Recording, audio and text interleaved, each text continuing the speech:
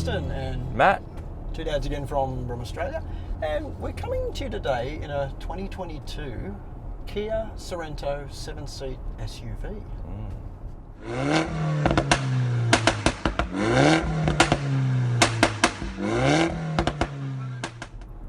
Okay, mate. If you didn't know, the Sorento is Kia's big 7-seat family SUV, isn't it? Yeah. So I thought we'd get back into one this week because the last time we drove one was actually back in 2018. Oh, geez, it's been It's a a while ago. Yeah. Well, mate, the one that we're in today is the latest 4th generation Sorento, and it was released in Australia in 2020. And earlier this year too, the usual petrol and diesel variants you get with Sorento were joined by two new hybrid versions.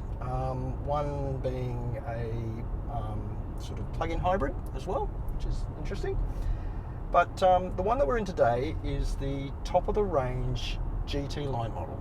Okay, and it's got the 3.5 litre V6 Petrol engine, and that puts out 200 kilowatts at 6,300 RPM and 332 newton meters at 5,000 RPM, which that's a little high in the rev range, isn't it? Yeah. Yeah. It's coupled to an 8-speed automatic, and it's front-wheel drive. It's got a combined fuel consumption figure of about 9.7 litres per 100 Ks on regular unleaded.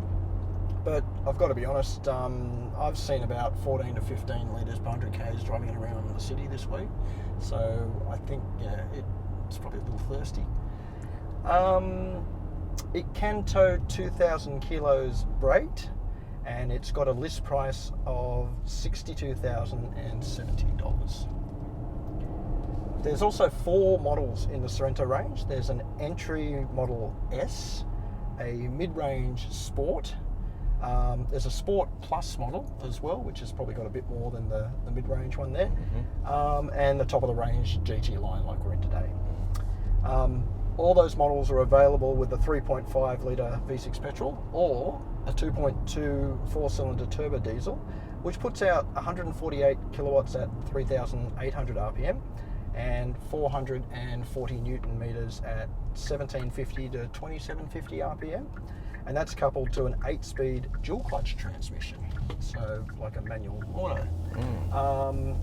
And the diesel ones are all-wheel drive, and the petrol ones are front-wheel drive, and all Sorentos in Australia are automatic, so you can't get a manual. So, as mentioned, there's a couple of new hybrid models in the range, and these are only available in GT line trim. I won't go too much into those today because they are a bit hard to get anyway. So, but being the top of the range model, the GT line comes with pretty much everything, doesn't it? It does, yeah. Yeah, it's got quilted Napa leather seats that we're in today, 20-inch alloy wheels, and they've got Continental 225/45 R20 tyres, a power tailgate, heated seats in the front and second row as well. Did you notice that? And they're ventilated in the front too. It's got a Bose premium sound system, 360-degree camera, remote smart parking assist, which allows you to, move the car with the key fob. So, and a panoramic sunroof. Anyway, mate, now that you've had the Sorento for a bit this week, give us your driving impressions. What do you think? Yeah, thanks, Justin. This car is exceptionally well equipped.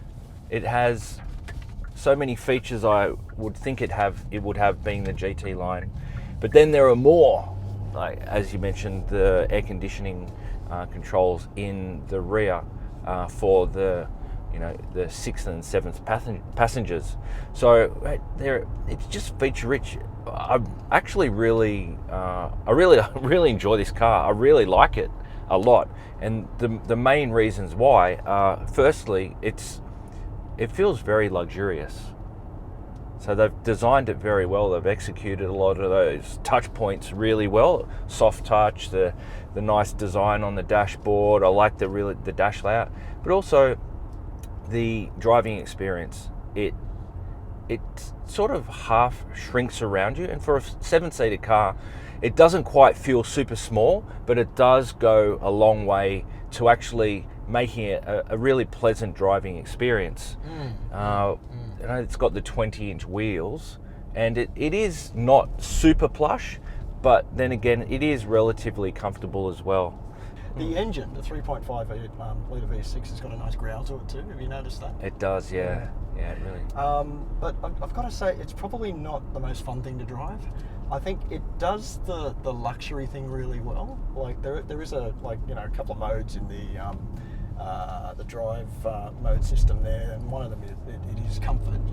It doesn't have adaptive suspension, but and on 20-inch wheels it can feel a bit firm. But you know, if you leave it in comfort mode and you think of it just as sort of like enjoy the luxury type setup, yeah, it's pretty good. Yeah, agreed. Okay, mate.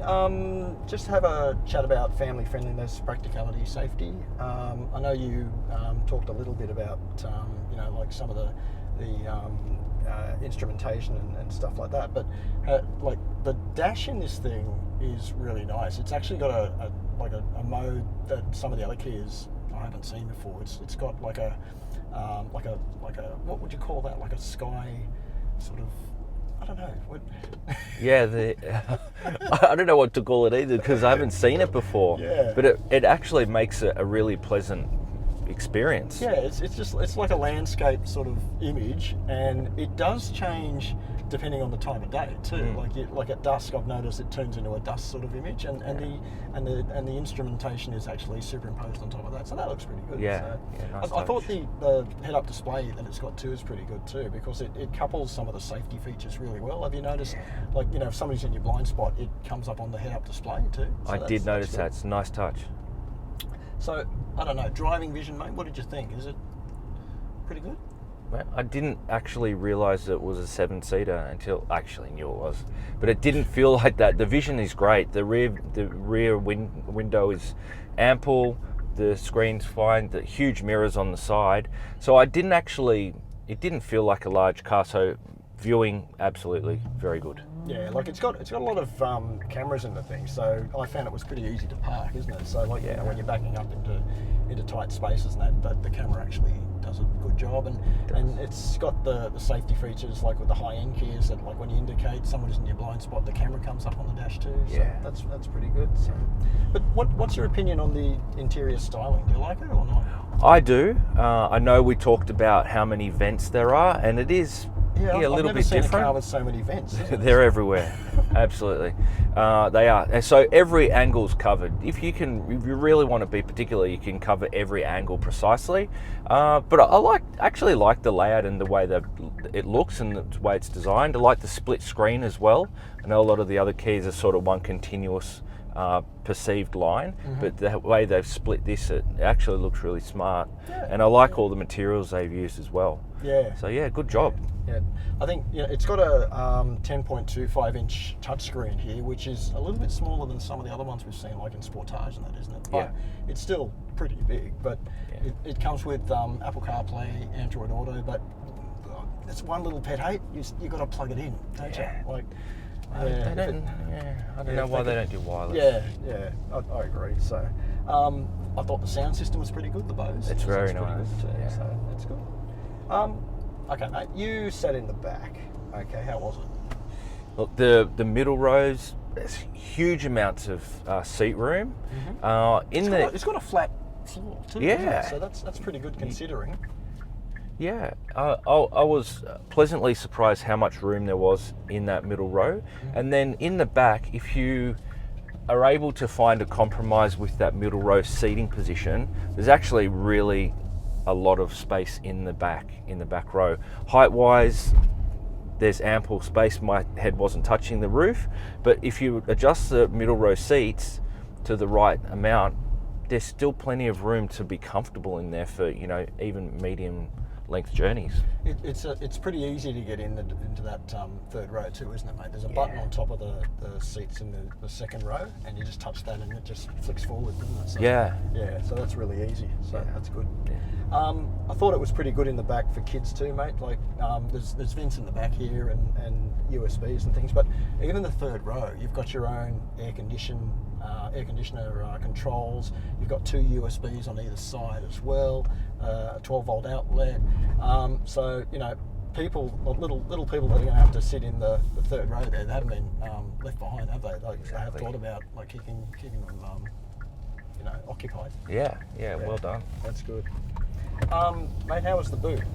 Did you find it was pretty practical? Or? Not really with the back seats functioning, the rear seats. But saying that, it's ample, seven-seater. When they're down, plenty of space, plenty. And to be honest with it, like even with those back seats, like the third row up, it actually, like I could fit the camera gear in the back pretty easily. Yeah. So that's not too bad. So, yeah.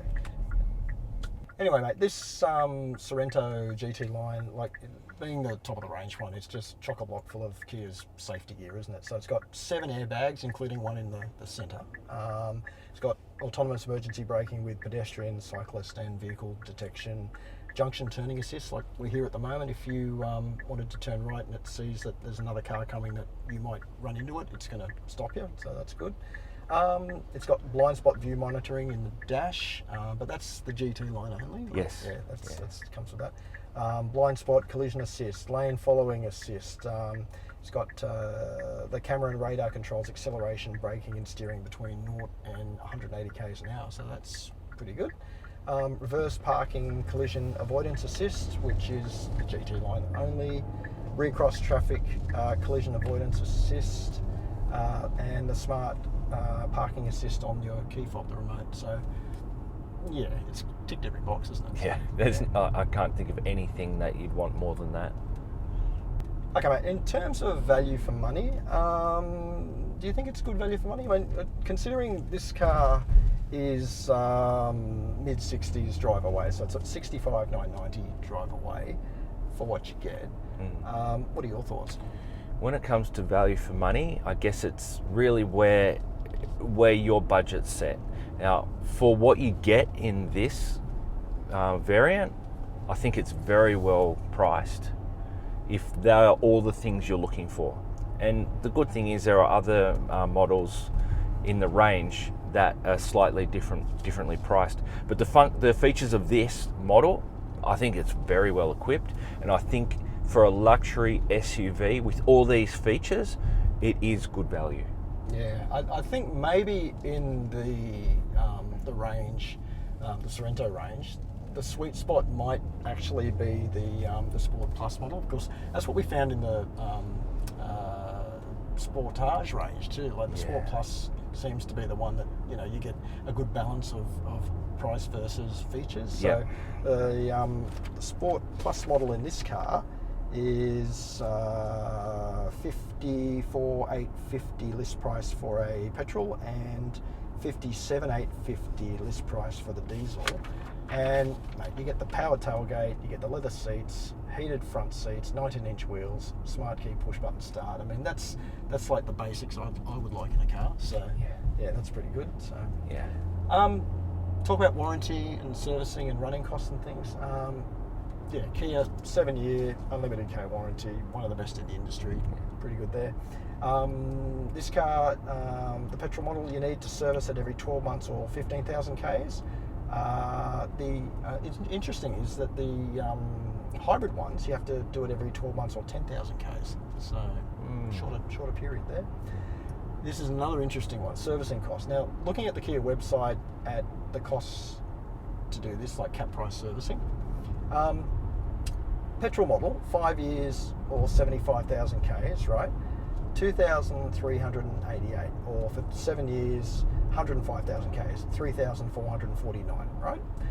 The diesel, pretty similar to that. 5 years, 75,000 Ks is $2,393, and for 7 years, 3,463. So petrol and diesel are pretty similar, right?